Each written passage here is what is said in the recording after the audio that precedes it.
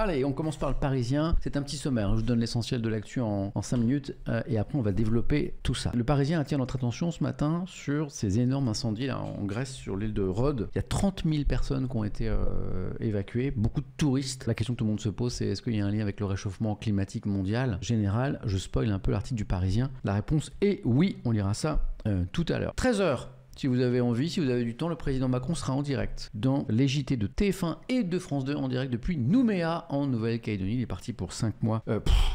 5 jours en région Pacifique. L'Humanité en parle d'ailleurs de ce voyage ce matin. Il sera donc en direct de Nouméa pour dire quoi? Eh ben je ne sais pas. Si vous avez du temps, eh bien ce sera à 13h sur TF1 et sur France 2. On lira cet article du Parisien sur le sujet politique toujours en Espagne. Hier, on votait élection importante, législative, 2 blocs qui s'opposent, extrême droite et gauche. A priori, les résultats sont extrêmement serrés et aucun des deux camps n'aurait une majorité. Soyons prudents, beaucoup de conditionnels pour former un gouvernement. Ça peut changer très très vite. En tout cas, c'est ce que disait le Parisien dans son article qui est parti à l'imprimerie vers 22h, 23h. Peut-être que ça a changé. On ira vérifier ces informations en direct d'Espagne. Il y a beaucoup de sport le lundi. C'est normal après les résultats du week-end. On rendra hommage tout à l'heure à ce jeune homme à gauche là, le jeune français Léon Marchand, 21 ans, qui vient de battre un record du monde qui était très vieux, à celui du 400 mètres 4 nages qui appartenait à l'américain Michael Phelps qui est à droite sur cette photo. Sport toujours, les Françaises qui débutent doucement leur championnat du monde. Ici match nul 0 partout contre la Jamaïque. Ça se passait en Australie. Ce match, bon, c'est une mauvaise surprise parce que voilà, on attendait mieux des Françaises. Dans leur groupe françaises, il y a aussi les Brésiliennes, donc attention, ça démarre un petit peu doucement. Match compliqué pour les Françaises, me dit Babacool. Manifestement, les Jamaïcaines avaient un peu verrouillé leur défense. C'est toujours sans majorité absolue en Espagne, me dit Tissoleil, dont l'article du Parisien serait toujours d'actualité. On se fera bien sûr un petit horoscope, notre petit jeu de l'horoscope comme d'habitude, mais c'est tout à l'heure. Beaucoup d'articles ce matin sur ce qui se passe en Israël, c'est à la une de Libération, mais pas seulement. Qu'est-ce qui se passe en Israël? Ça fait 30 semaines qu'il y a mobilisation, qu'il y a manifestation contre un projet de loi de réforme de la justice, voulu par le gouvernement de Benyamin Netanyahou, et il y a de très nombreux Israéliens et Israéliennes qui n'en veulent pas de cette réforme. Pourquoi? Il y a un gros dossier dans l'IB, mais c'est un article du Figaro que je vous lirai sur le sujet parce que je le trouve extrêmement clair. Il est ici sur un sujet qui est assez compliqué. Donc si comme moi vous n'aviez pas suivi de près ce qui se passait en Israël, eh bien grâce au Figaro, on va être un peu updaté. Je reviens à Libération, donc il y a ce gros dossier sur Israël, et puis il y a aussi, je reviens au sport, un retour sur le Tour de France homme, parce que celui des femmes vient de débuter, celui des garçons, des messieurs, vient de s'achever, c'était dimanche, avec une nouvelle victoire dans la grande boucle du Danois Jonas Vingegaard. Le problème, c'est qu'il a un peu été très fort, il a un peu écrasé la concurrence. Il a survolé cette édition avec des performances dantesques, écrit Libération, dantesques, surhumaines, inhumaines, disent certains, d'où la question qui se pose souvent sur le vélo et notamment sur le Tour de France, c'est dopage ou pas dopage. Pourquoi on se pose la question? C'est parce que l'histoire de ce sport et de cette épreuve, eh bien, a été marquée par des affaires de dopage. Donc Libération se pose la question, et le Figaro, vous le verrez dans son édito, se pose la question aussi, question pour un champion. La question, c'est question du dopage. Pour un champion, c'est le nouveau champion du Tour de France, donc c'est Jonas Vingegaard, que vous le voyez, il est là sur les Champs-Élysées en centre avec son maillot jaune. Question pour un champion, ça me dit quelque chose. Je pense que j'ai déjà lu ce titre. Ah, je me suis mis Coca partout. Question pour un champion. Ce très bon programme télévisé, ce jeu de culture générale, avec le beau gosse là. Comment il s'appelle? Oui, le truc étoile, regarde là. Bon, c'est 17h45, c'est sur France 3, regardez, c'est très très bien. Merci au Figaro pour le petit hommage. Je redeviens sérieux avec la une du Figaro qui est consacrée. Il y a des Jérôme qui dit ah oui, avec le vieux monsieur. Ça y est. Vous avez fini. Donc le dossier du Figaro, c'est sur la drogue. La drogue, un fléau qui s'étend. Où ça? Aux villes moyennes, jusque-là concentré dans les grandes métropoles, le trafic et l'usage de stupéfiants s'ancrent désormais dans les communes de 20 000 à 100 000 habitants et même dans les villages. Donc on verra d'où vient ce constat du Figaro, d'où viennent ces chiffres. Et puis le Figaro évoque aussi la lutte contre le trafic de drogue et le fait qu'a priori cette majorité, ce gouvernement ne se dirige pas du tout vers la dépénalisation ou la légalisation, c'est pas la même chose, du cannabis.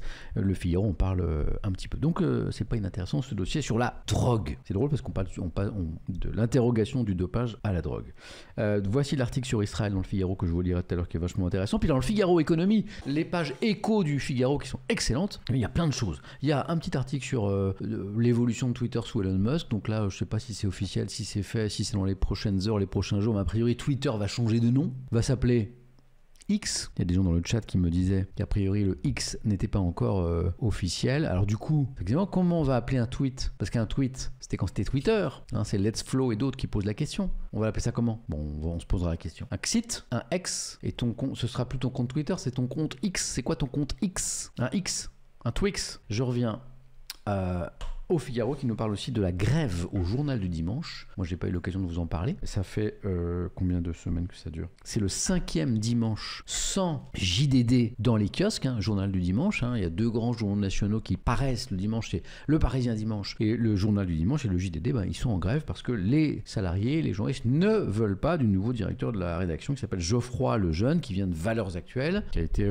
viré de Valeurs Actuelles parce qu'il le trouvait trop à droite à Valeurs Actuelles, voilà, trop pro-Zemmour. Voilà. Monsieur Lejeune qui n'a pas fait mystère de son soutien à Éric Zemmour, donc le candidat extrême droite pendant la présidentielle. Et bon, à Valeurs Actuelles, ils en voulaient plus parce qu'ils trouvaient qu'il était un peu trop par là, quoi. Et donc, bah, du coup, l'actionnaire, en l'occurrence monsieur Bolloré, veut mettre ce monsieur à la tête du journal du dimanche, qui n'est pas un journal à ligne éditoriale très à droite, quoi. En tout cas, pas à l'extrême droite. Et du coup, colère des journalistes qui sont en grève depuis 5 semaines. Et puis, presse toujours. Alors, c'est un peu un paradoxe. Vachement intéressant le Figaro ce matin. Hein. Il y a plein de trucs sympas dans le Figaro Écho ce matin. La presse jeux vidéo, la presse écrite spécialisée jeux vidéo ne se porte pas bien du tout. Paradoxe, le monde du jeu vidéo, sinon se porte comme un charme, en tout cas, bon bah, il y a un marché économique qui florissant, bien sûr, hein, qui a dépassé, vous le savez, le marché du cinéma et de la musique cumulée. Et paradoxalement, la presse écrite spécialisée jeux vidéo ne va pas fort du tout aux États-Unis, en France aussi. Pourquoi? Bon, on lira starter dans le Figaro qui est vachement intéressant. Et ça parle de Twitch, justement. Et puis, alors vous savez que tous les matins, j'ai un petit coup de cœur pour un article, un dossier, un journal. Ben, mon coup de cœur ce matin, c'est pour La Croix. Voilà, pour une info essentielle que je n'ai lu pourtant que dans La Croix. Minerai, la bataille des fonds marins, réunis à Kingston, donc c'est en Jamaïque. 167 pays vont se poser pendant plusieurs jours une question cruciale. Faut-il permettre l'exploitation minière des abysses, les fonds marins? Il y a des richesses minières, il y a du zinc, il y a du cobalt, il y a même de l'or. Voilà, évidemment, ça aiguise les appétits. Il y a des pays qui voudraient bien donner l'autorisation à des grosses boîtes privées d'aller exploiter tout ça. Et il y a la Chine, il y a l'Inde, il y a le Japon notamment, et puis il y a d'autres pays qui voudraient au contraire qu'on mette le pied sur le frein là-dessus, hein, qu'on décide un moratoire. Et dans ces pays, il y a notamment la France. Le dossier de La Croix est vraiment passionnant. Je suis surpris qu'il n'y ait pas d'autres journaux qui en parlent. Comme ça va durer plusieurs jours, peut-être que les quotidiens vont s'y mettre dans les prochains jours. Alors, le Tour de France homme vient de se terminer. Hein, ça s'est terminé dimanche. On en parlera tout à l'heure. Le Tour de France féminin vient de débuter. 2e édition. Alors, c'est compliqué. 2e édition d'affilée. Dans le passé, il y a déjà eu des Tours de France féminins, mais qui avaient été arrêtés. Là, ça a vraiment été relancé l'an dernier avec Marion Rousse, qui est la directrice du Tour de France féminin et qui nous dit bien tout le bien qu'elle pense de cette épreuve, notamment le fait que les audiences ont été très fortes pour cette première édition du Tour de France féminin nouvelle formule l'an dernier, et donc qui espère que les téléspectateurs seront de nouveau au rendez-vous. Vous me direz ce que vous en pensez. Donc le président Macron est en zone pacifique pour 5 jours, avec là il doit arriver à l'heure où on parle d'ailleurs là, après un voyage de 22 heures je crois, en Nouvelle-Calédonie. Il sera en direct dans le JT de TF1 et de France 2 à 13h tout à l'heure, et là l'humanité se penche justement sur ce voyage en Océanie, un voyage tout sauf pacifique.